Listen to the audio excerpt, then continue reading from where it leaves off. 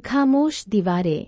मेरा नाम आर्या है। मैं उज्जैन के पास बने एक पुराने से मोहल्ले में अपने पिता देवेंद्र और अपनी बड़ी बहन जैसी कजिन मीरा के साथ रहती थी। हमारा घर बाहर से बिल्कुल साधारण दिखता था। छोटी सी बालकनी, नीले रंग का दरवाजा और शाम को जलने वाली हल्की पीली लाइट। पड़ोसियों की नज़र में हम एक शांत और खुशहाल परिवार थे। लेकिन घर की दीवारें कुछ और ही कहानी जानती थी।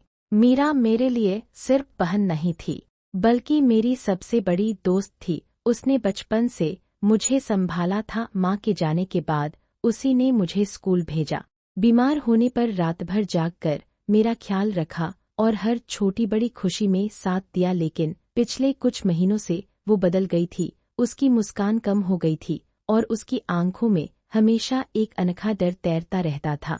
एक शाम मैं कॉलेज से लौटी तो देखा कि मीरा छत पर अकेली बैठी आसमान देख रही थी। हवा तेज चल रही थी और उसके बाल चेहरे पर आ रहे थे। मैंने पास जाकर पूछा, सब ठीक है ना? वो मुस्कुराई, लेकिन उस मुस्कान में पहले वाली गर्माहट नहीं थी। उसने कहा, कभी कभी इंसान घर में रहते हुए भी खुद को मेहमान जैसा महसूस करता है। उसकी बात मेरे दिल में चुभ गई, लेकिन मैंने उस वक्त ज्यादा नहीं सोचा।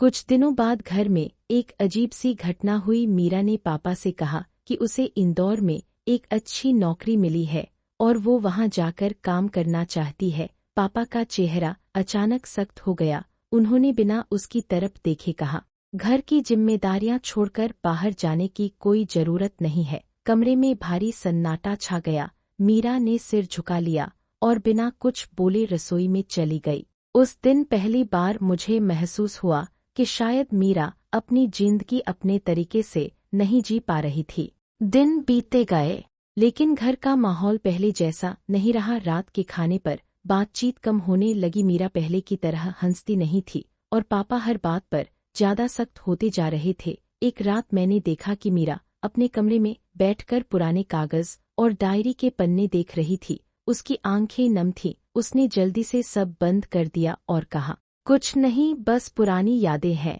धीरे धीरे मुझे समझ आने लगा कि उसके अंदर बहुत कुछ दबा हुआ है। एक रविवार की सुबह मैं जल्दी उठी तो देखा कि मीरा घर के आंगन में खड़ी थी और सूरज की तरफ देख रही थी। उसने अचानक कहा, आर्या, अगर इंसान अपनी खुशी खुद ना चुने तो कोई और कभी नहीं चुनता। उसकी आवाज में थकान थी, लेकिन आंखों में एक अजीब सा साहस भी। उस दिन मैंने तय किया कि मैं उससे खुलकर बात करूंगी। रात को हम दोनों छत पर बैठे। शहर की लाइटें दूर तक चमक रही थीं। बहुत देर तक वो चुप रही। फिर धीरे धीरे उसने अपनी बात बताई। उसने कहा कि जब से वो इस घर में आई, उसने खुद को जिम्मेदारी समझ लिया। उसने अपने सपने, अपनी पढ़ाई और अपनी पसंद सब पीछे छोड़ दिए ताकि घर बिखरे नहीं। लेकिन अब उसे लगने लगा था कि वो खुद ही खोती जा रही है। उसकी बात सुनकर मेरी आंखों में आंसू आ गए। मुझे पहली बार एहसास हुआ कि जिस मजबूत इंसान को मैं हमेशा मुस्कुराते देखती थी, वो अंदर से कितनी थकी हुई थी।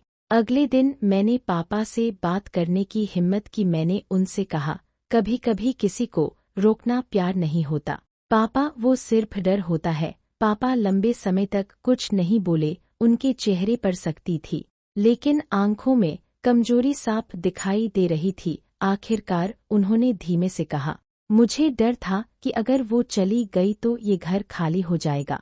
उस पल मुझे समझ आया कि हर इंसान अपने तरीके से सही होता है, लेकिन सही होने का मतलब ये नहीं कि सामने वाला खुश भी हो। कुछ हफ्तों बाद घर का माहौल बदलने लगा। पापा ने पहली बार मीरा से खुद पूछा कि वो क्या चाहती है। मीरा ने हिम्मत करके अपनी नौकरी स्वीकार कर ली। जब उसने अपना सामान पैक किया तो उसकी आंखों में डर नहीं, उम्मीद थी।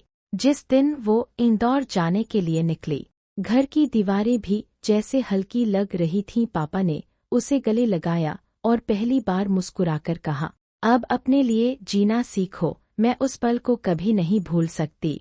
समय के साथ हमारा घर बदल गया। दूर रहकर भी मीरा पहले से ज्यादा खुश दिखने लगी। पापा भी धीरे धीरे समझ गए कि किसी को रोककर नहीं, बल्कि उसके साथ खड़े रहकर परिवार बनता है।